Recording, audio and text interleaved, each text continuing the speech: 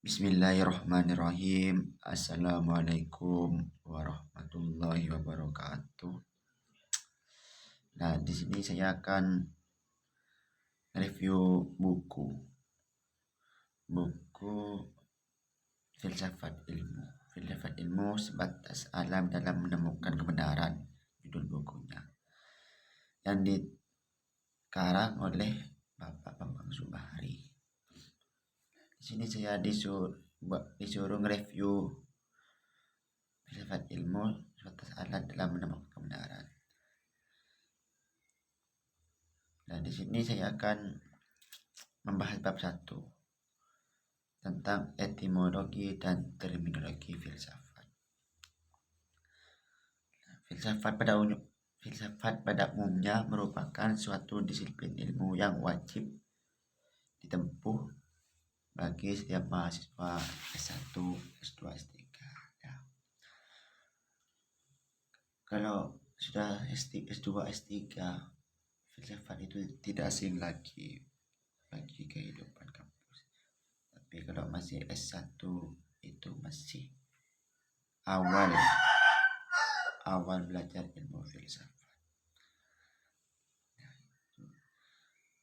Apa sih filsafat itu? Filsafat itu adalah sebuah alat untuk berpikir. Jadi, filsafat itu adalah sebuah alat untuk bisa berpikir. Sebagaimana dalam istilah pesantren yang mengatakan ilmu alat untuk dua disiplin ilmu, yaitu ilmu nahwu dan saraf. Kenapa gitu? Kalau di dalam pesantren kita harus tahu nahwu dan saraf. Kalau kita tahu ilmu nahwu dan saraf, insya Allah dalam memahami atau membaca kitab gundulan atau kitab kuning gampang atau bisa.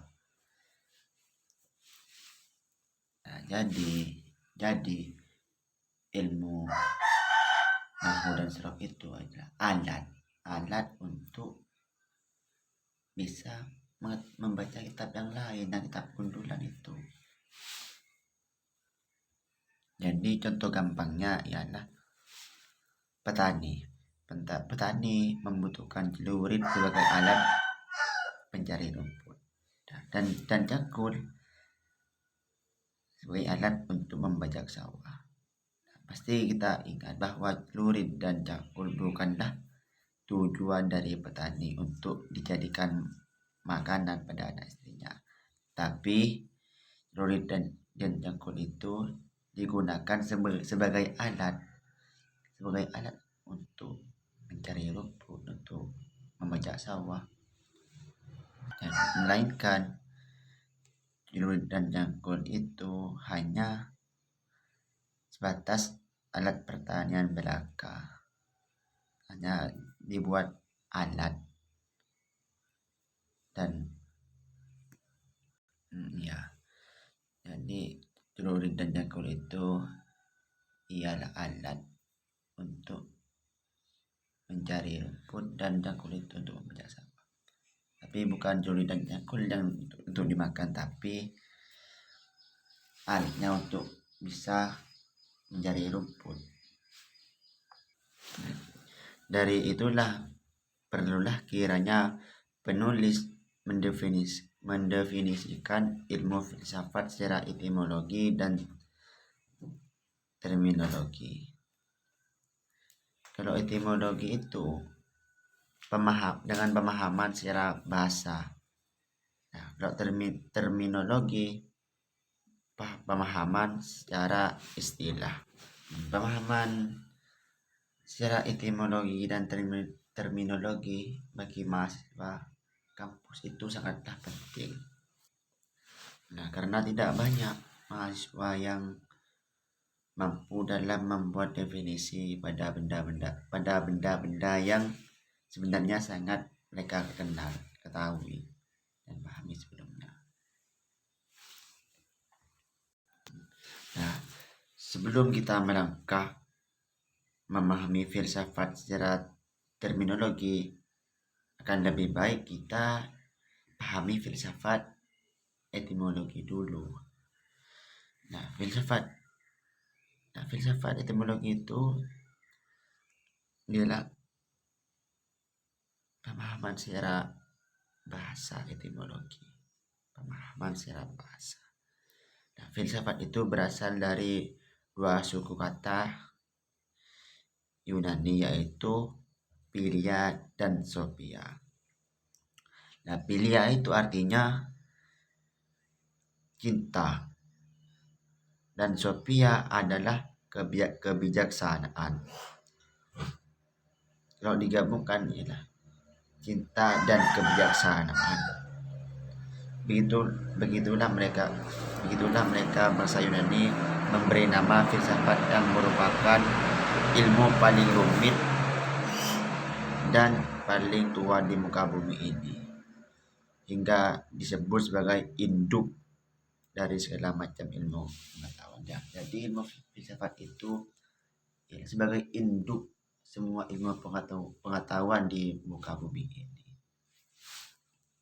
Nah, perlu ingat kembali, filsafat berasal dari dua suku kata Yunani, yaitu Philia dan Sophia.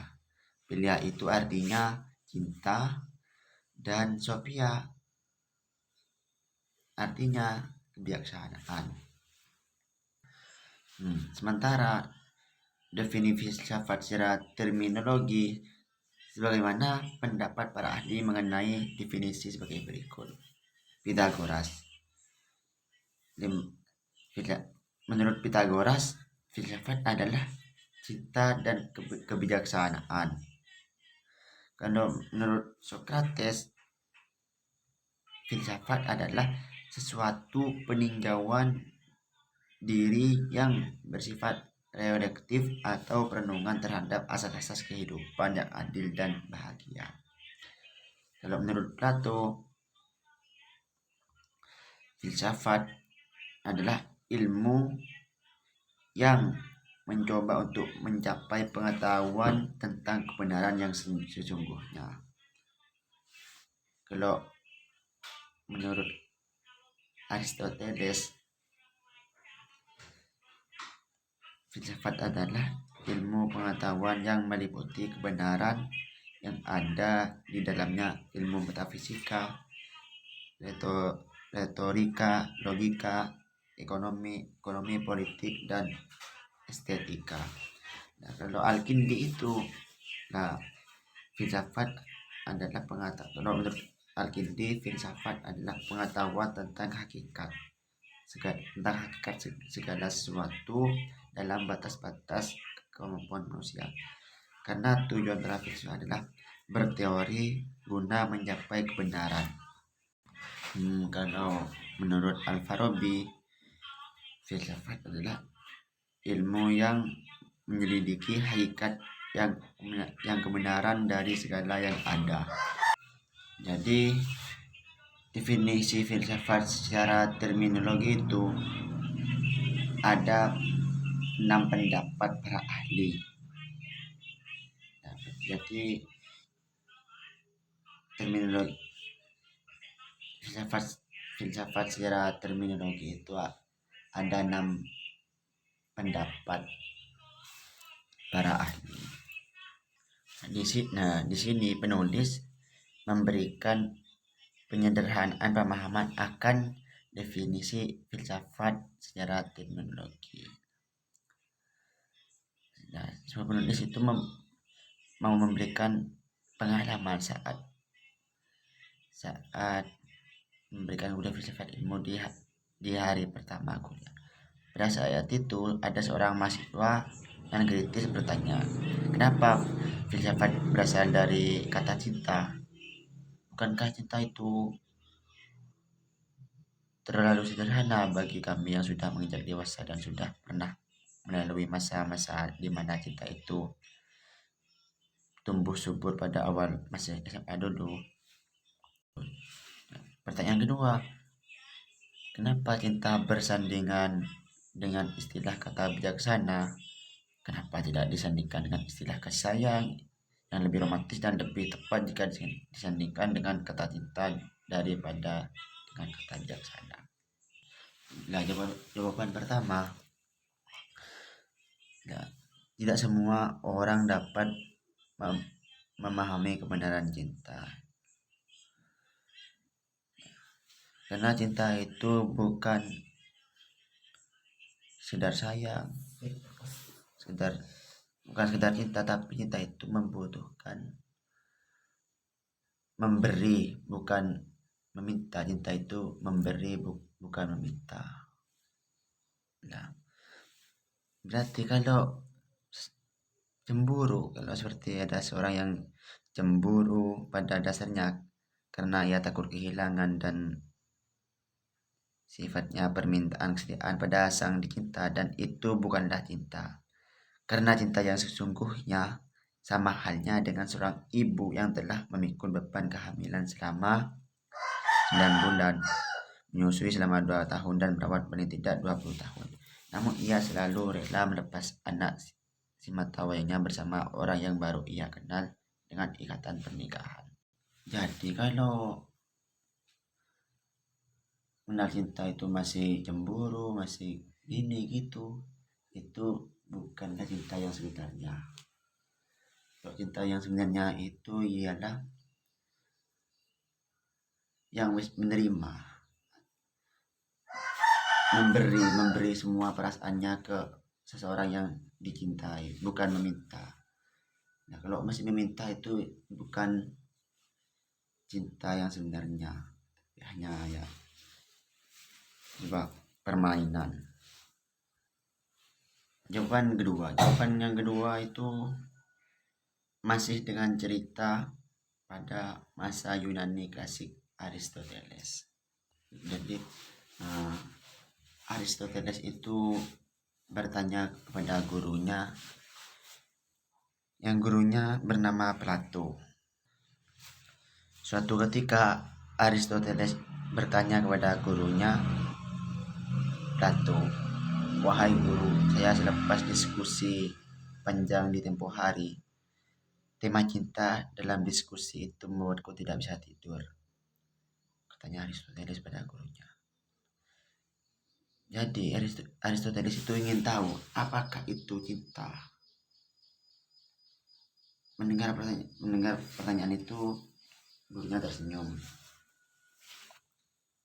Jadi terus gurunya itu bilang ke Aristoteles, kalau kamu ingin tahu apa itu cinta, pergilah ke arah matahari terbenam. Nah, di sana ada taman bunga.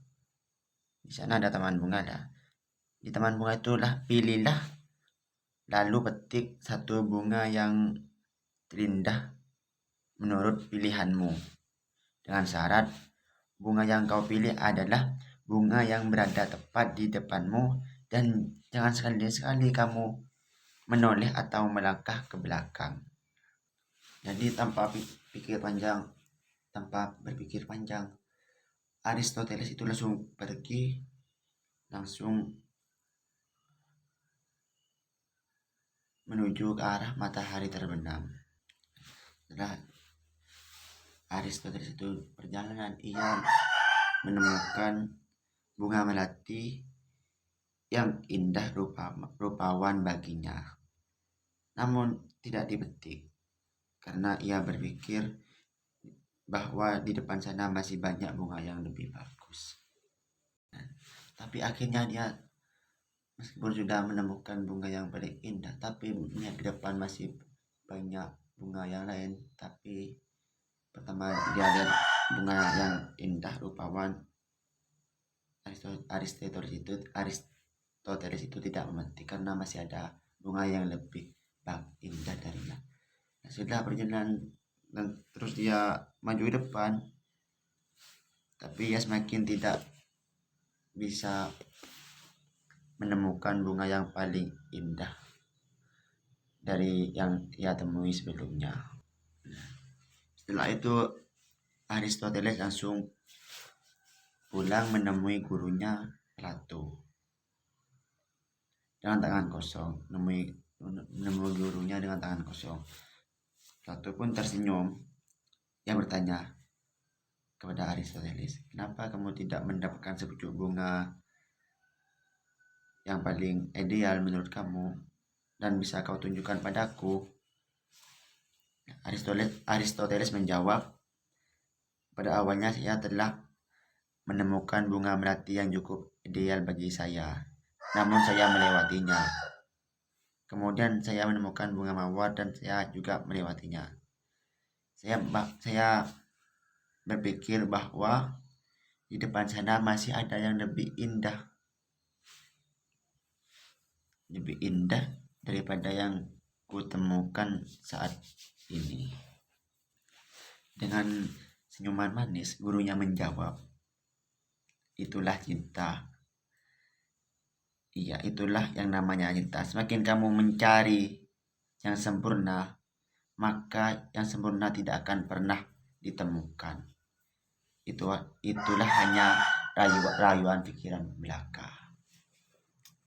Jadi cinta itu jangan dicari. Kalau sampean cari yang lebih cantik, yang cantik itu masih ada yang lebih cantik lagi gitu. Itulah cinta. Cinta itu kan tidak sifat dasar. Saya sudah dapat, katanya Aristoteles kepada gurunya, hai guru, saya sudah dapat memahami apa itu cinta. Sifat dasar manusia selalu berharap duniawi yang sebenarnya hanyalah sementara. Setelah itu Aristoteles itu bertanya lagi kepada gurunya perihal pernikahan. Apa itu pernikahan? Ya, seperti halnya ya seperti tadi itu, guys. Plato gurunya itu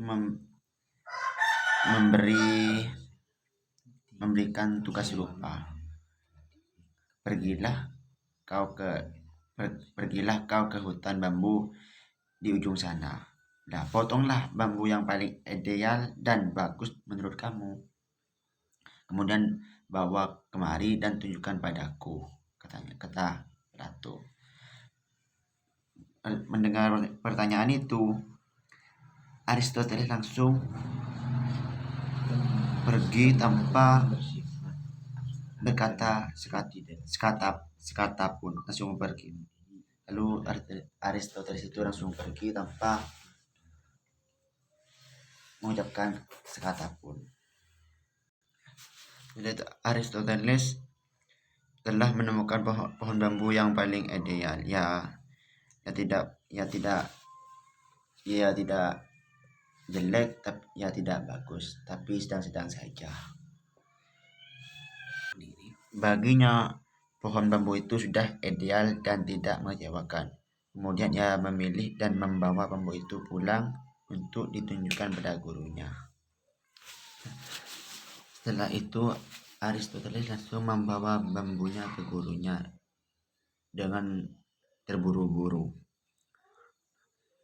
Gurunya tersenyum dan bertanya pada Aristoteles, kenapa kau bawa bambu itu kemari?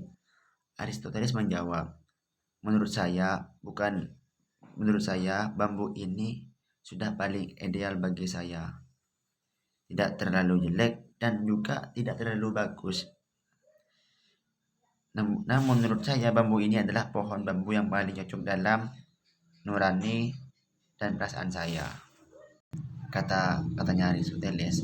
Nah, kemudian gurunya menjawab, itulah pernikahan. Iya, itulah yang namanya pernikahan. Di mana kamu tidak berpikir panjang atas pilihanmu. Bagimu ia dapat menjadi separuh nafas dalam kehidupan rumah tanggamu. Lalu segera kau temui orang tuanya dan dia halal bagimu. Jadi kisah tersebut setidaknya telah mewakili pertanyaan dan pernyataan para mahasiswa yang memandang filsafat cinta dan kebijaksanaan. Cinta dan kebijaksanaan adalah hal yang remeh, Namun pada hakikatnya ia adalah yang rumit dan sulit untuk dijelaskan dengan kata-kata, karena untuk mendefinisikan cinta hanyalah orang yang larut dan tenggelam dalam cinta yang dapat mengartikan kedalaman cinta itu sendiri. Nah, bahwasanya yang sudah diterangkan di atas, cinta itu bukan meminta tapi memberi. Filsafat adalah sebuah alat untuk berpikir, jadi mohon diingat. Nah, ini yang saya bisa sampaikan. Mohon maaf kalau bila ada kata yang kurang jelas, kurang paham, karena hanya untuk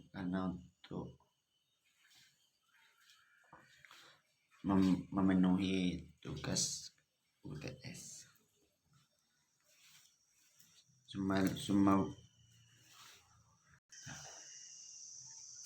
Hanya ini yang saya sampaikan. Kalau ada salah kata, mohon maaf sebesar-besarnya. Assalamualaikum warahmatullahi wabarakatuh.